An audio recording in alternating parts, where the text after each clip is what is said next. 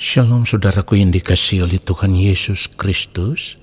Kita jumpa lagi di dalam kasih Tuhan Yesus yang terus dinyatakan dalam kehidupan kita sampai detik ini. Yang selalu menjadi doa dan harapan saya.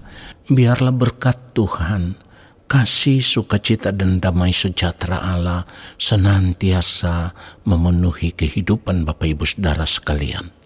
Mari kita siapkan hati untuk masuk dalam doa syukur pagi ini. Seperti firman Tuhan katakan, jika engkau makan atau jika engkau minum atau jika engkau melakukan sesuatu yang lain, lakukanlah semuanya itu untuk kemuliaan Allah.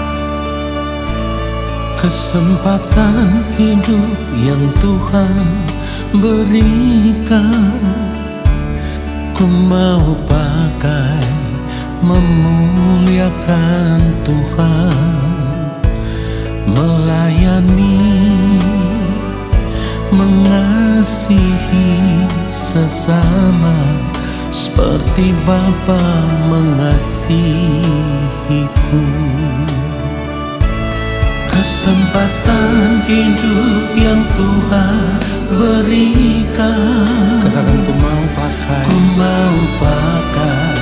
memuliakan Tuhan, melayani, mengasihi sesama seperti Bapa mengasihiku. Di sisa umur hidupku, selama ku masih kuat, apapun yang ku mau menyenangkanmu. Ku mau menyenangkanmu. Menjadi roti terpecah, menjadi anggur tercurah, menjadi berkat bagi sesama.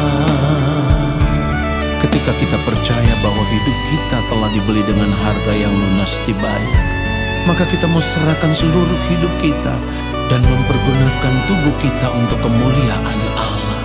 Katakan, kesempatan hidup. Kesempatan hidup yang Tuhan berikan, ku mau pakai memuliakan Tuhan. Katakan, melayani, mengasihi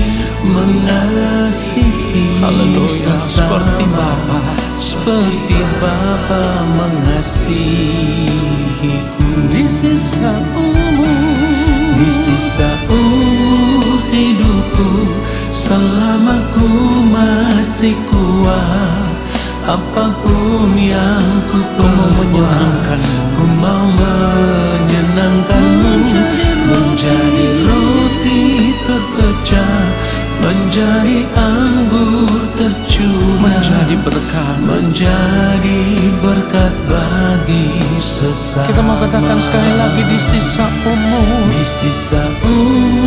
hidupku, selama ku masih kuat, apapun yang ku perbuat,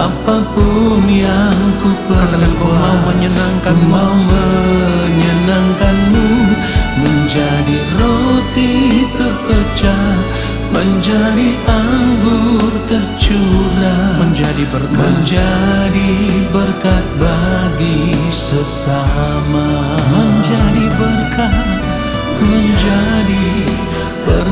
bagi sesama, menjadi berkat bagi sesama. Biarlah segala hormat dan kemuliaan hanya bagi Tuhan saja. Haleluya.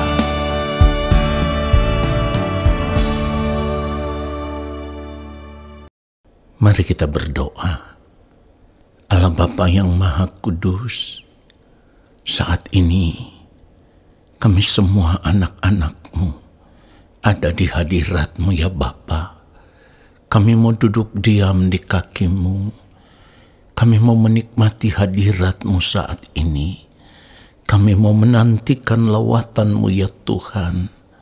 Lewat setiap kebenaran firman yang kami dengar. Berbicaralah bagi kami. Sampaikanlah isi hatimu. Allah Roh Kudus, ajar kami mengerti apa yang menjadi kehendak Bapa dalam setiap kebenaran firman yang kami dengar. Lalu di sepanjang sisa umur hidup kami mau berjuang untuk hidup seturut dengan firman-Mu. Di dalam nama Tuhan Yesus Kristus, kami siapkan hati untuk menerima kebenaran firman Tuhan saat ini. Amin. Saudaraku yang dikasihi oleh Tuhan Yesus Kristus, sebagai orang percaya kita harus sungguh-sungguh menyadari bahwa satu-satunya hal terbaik yang harus kita kerjakan dalam hidup ini adalah hidup hanya untuk melakukan kehendak Allah Bapa di sorga. Ini yang terbaik bagi kehidupan kita. Sekali lagi, ini yang terbaik bagi kehidupan kita. Saudaraku, tidak ada perkara besar yang lebih berarti dari hal yang satu ini, yaitu melakukan kehendak Allah Bapa di sorga. Tuhan Yesus sendiri mengatakan di dalam Yohanes 4 ayat 34, makananku ialah melakukan kehendak Dia yang mengutus aku dan menyelesaikan pekerjaannya. Saudara yang dikasihi oleh Tuhan Yesus Kristus, dari apa yang dikatakan oleh Tuhan Yesus ini, seharusnya kita bisa menangkap satu isyarat, bahwa ketika Tuhan Yesus hidup di dunia ini sebagai manusia, tidak ada satupun kesenangan hidup dunia yang lainnya yang ia miliki selain ia mau hidup melakukan kehendak Bapa di sorga, selain ia mau hidup menyukakan dan menyenangkan hati Bapa di sorga.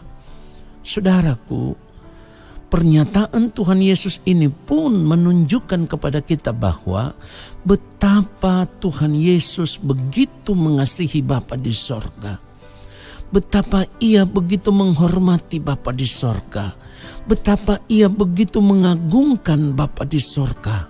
Betapa Tuhan Yesus tunduk sepenuhnya dalam ketaatan kepada Bapa di sorga.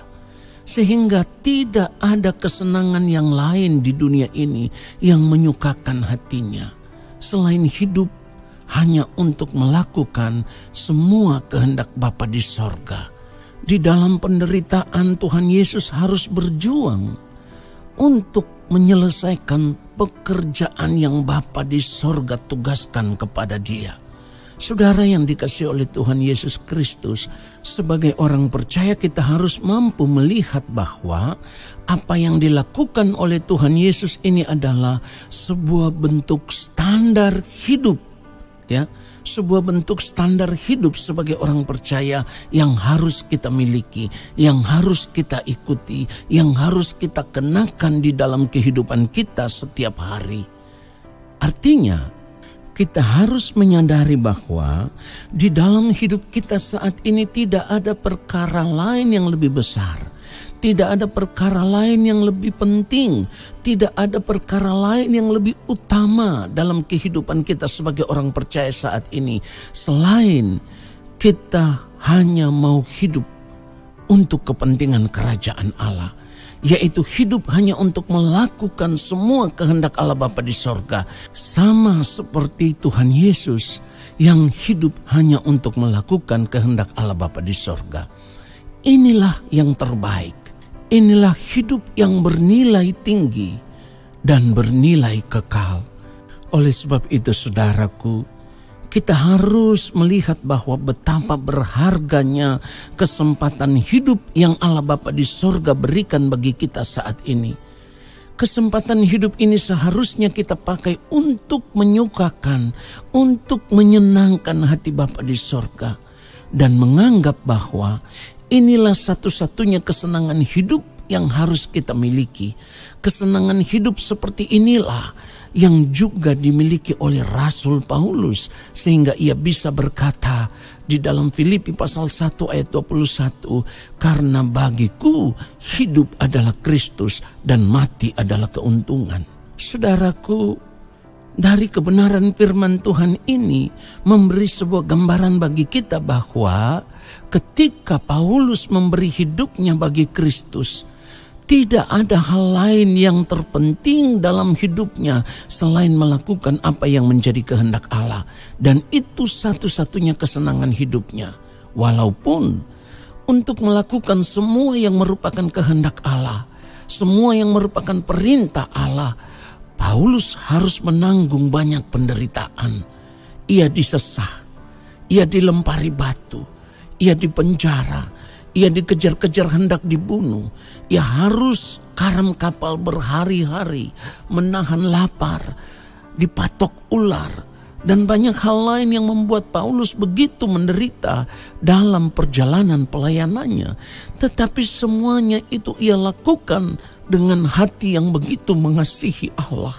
Dari cara hidupnya, dari pelayanannya, kita bisa melihat bahwa penderitaan tidak bisa menghalanginya untuk tetap hidup melakukan kehendak Allah Bapa di sorga, yaitu melayani Tuhan untuk menyampaikan Injil Kristus sampai ke seluruh dunia. Saudara yang dikasihi oleh Tuhan Yesus Kristus, pertanyaannya sekarang adalah bagaimana dengan hidup kita? Kalau mau jujur, kehidupan kita terbalik dengan kehidupan Tuhan Yesus, terbalik dengan kehidupan Rasul Paulus. Kalau Tuhan Yesus rela menderita demi melakukan kehendak Allah Bapa di sorga dan menyelesaikan pekerjaannya, kalau Rasul Paulus rela menderita demi menyampaikan Injil Kristus kepada banyak orang, maka bagi kita mengikut Yesus, percaya kepada Yesus dengan harapan supaya kita diberkati dan bisa menikmati kesenangan hidup dunia saat ini. Inilah cara hidup banyak orang percaya saat ini, saudaraku.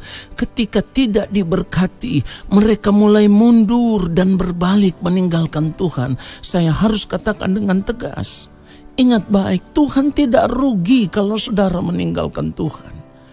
Saudara, kenapa demikian? Kenapa ada begitu banyak orang percaya yang tidak rela untuk menderita? Kalau menderita berbalik meninggalkan Tuhan, kecewa sama Tuhan. Saudara, hal ini terjadi karena mereka lebih suka hidup menikmati apa yang dunia tawarkan saat ini.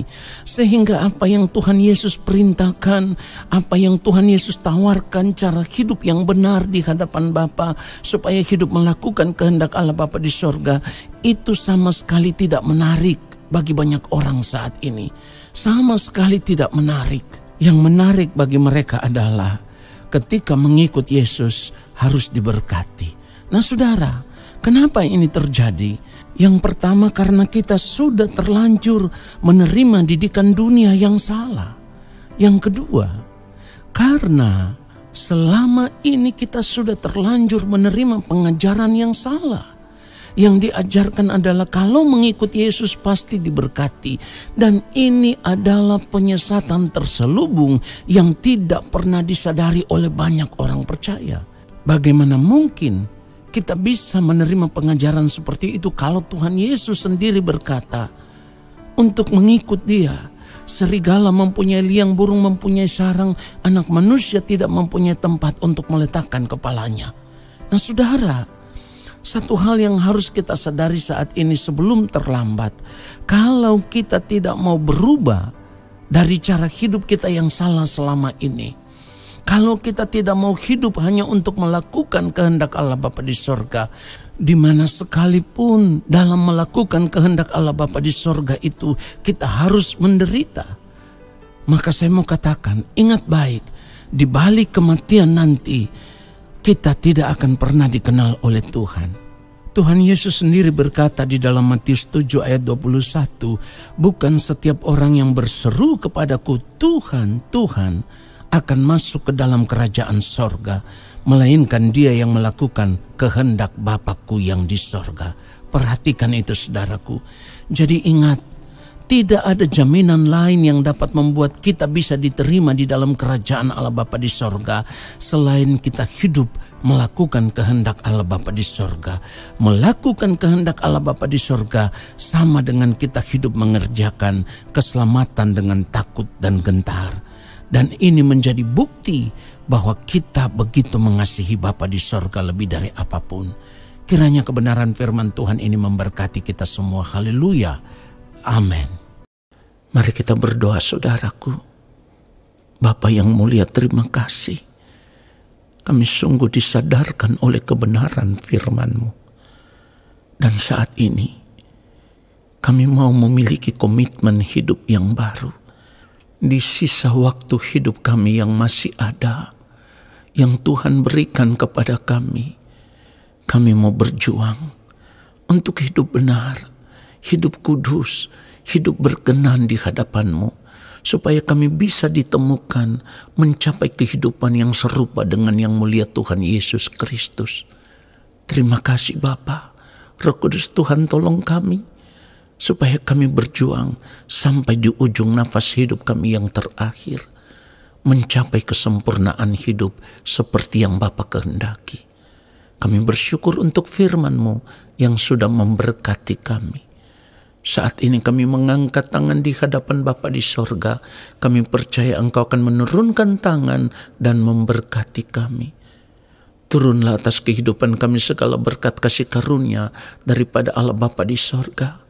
Rahmat cinta kasih yang berlimpah-limpah dari Gembala Agung yang mulia Tuhan Yesus Kristus, di dalam persekutuan yang manis dengan Roh Allah yang kudus, menyertai langkah hidup kami dan memberkati kami sekarang dan sampai selama-lamanya. Amin. Saudaraku, terima kasih sudah mengikuti doa syukur pagi ini. Sampai jumpa dalam doa syukur besok hari. Tuhan Yesus memberkati kita semua. Shalom.